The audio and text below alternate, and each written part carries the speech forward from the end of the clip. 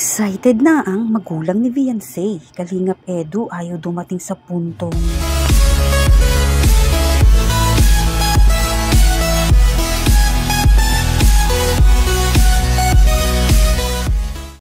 patungkol nga po dito sa magulang ni Viansay. Bakit nga ba excited na? Ano po ba ang dahilan? Ayun nga po ay patungkol nga umano ito sa kanilang bahay na pinapagawa ni Kalingap Rab. Tara, alamin natin. Kamusta po mga kalingap? Muling nagbabalik ang inyong lingkod mini vlog, naghahatid ng update tungkol sa mga kalingap. Kung bago ka pa lang sa aking channel, mag-subscribe na at huwag kalimutang mag-like para lagi po kayong updated sa aking mga videos. Maaring tapusin muna ang video bago po tayo magkomento. Ayon nga po sa ating source, makakalipat na nga daw po sila Viansay sa Pasko. Siyempre lalo ngayon at madami nga po na nadaan na sakuna gaya ng bagyo. Mahirap nga po ang nangyari doon po sa lugar nga nito nila Viansay.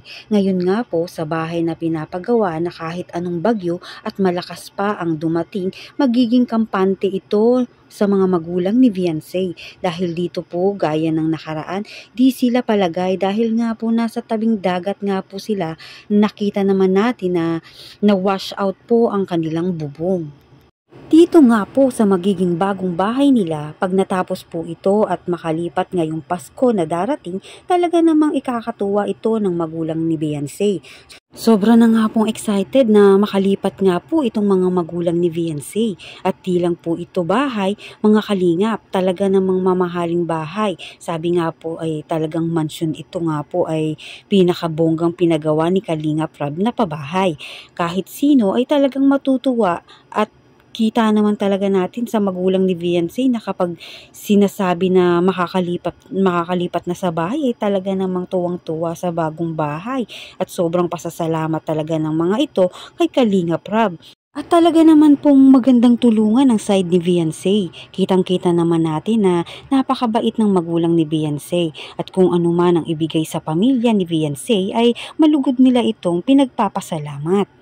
Wala ngang kaarte-arte at kahit may okasyon na patungkol nga po dito kay Viansay ay talagang ang magulang ni Viansay ay todo suporta dito.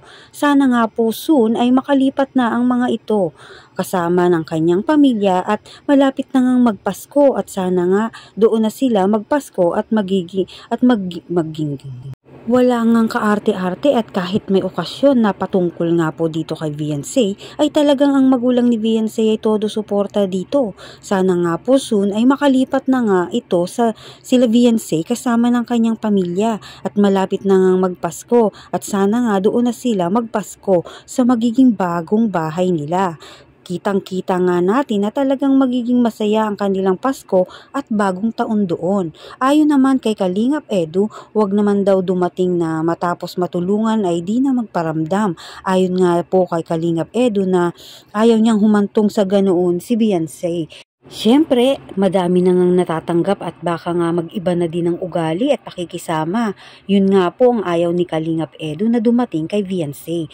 Ngunit nagpapasalamat nga ito si Kalingap Edu dahil di nga po ganun si Viansay na kahit isang taon na ang dumaan ay di nakikitaan ni Kalingap Edu ng pagbabago itong si Viansay. Kayo mga kalingap, ano ang masasabi nyo?